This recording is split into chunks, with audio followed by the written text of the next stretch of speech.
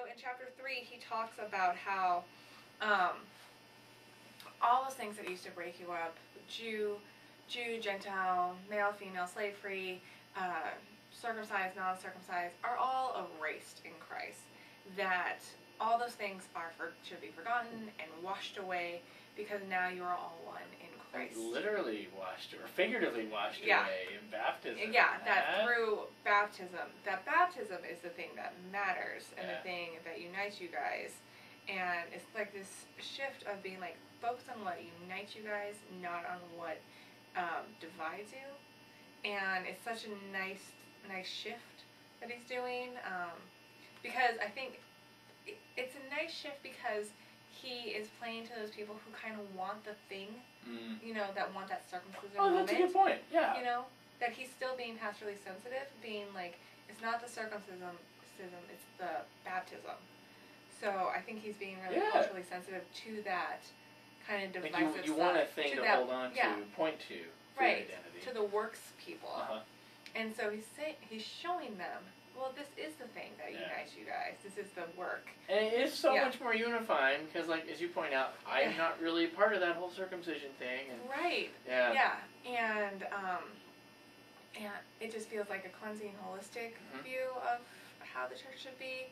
And it's I think it's just so pastorally sensitive to both groups. Well, we read this text every time we do a baptism. You know, for all of you who are baptized in Christ Jesus, we're clothed in Christ Jesus. And I love that image of being clothed in this baptism. I kind of imagine it like a waterproof coat. That, you know, no matter what kind of crud gets thrown at you, you know, it still hurts. You still get wet sometimes and cold. But ultimately, this baptism is like a cloak or a coat that lets all this from really touching you inside, maybe. Yeah. Well, the image that always comes to mind for me, and it's such a weird one to correlate with this, is Isaiah's call, where the angel comes down, but that the robes of the Lord are flowing, and that being clothed also has to do with being called, and for some reason those two images just hit next to each other. All like, I can't separate them. It's like you, Paul, and the prophet. It's like one big. I know. I can't separate at all. And Well, and a lot of people love this language too. This is some people's favorite language in Paul. Oh yeah. Neither Jew nor Greek, neither male nor female, slave free. All are one in Christ. And you know, this is one of those texts you hold up when we get to the household codes that we'll talk about in Ephesians, where there appears to be male and female. You know, lots of distinctions. Then we hold this text up and we try to figure out what's going on. How do we make sense of both of these as opposed to just giving into one or the other. So I also like that, because I think Paul's super practical, that he saw that this language really works, and so he kind of lifts it and uses it in Romans again. Like, you can see, I think Romans, sorry, we're going back to Romans. You see that the things that worked for him in the previous letters, he reiterates. But Romans comes first in the canon. Well, and we should have mentioned that too. The letters that are in order in the New Testament, they are not in any sort of chronological region. They're in order of how long they are.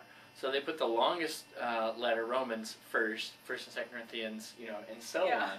All based on size, not on anything else. So that's how you get the order. Yeah, the ordering of the books of the Bible, I still don't get. It's not helpful, as we've talked about, but it's what we get. You go to church with the Bible you have. What's that? You go to war with the. I don't go to war. I don't listen to Donnie. Okay.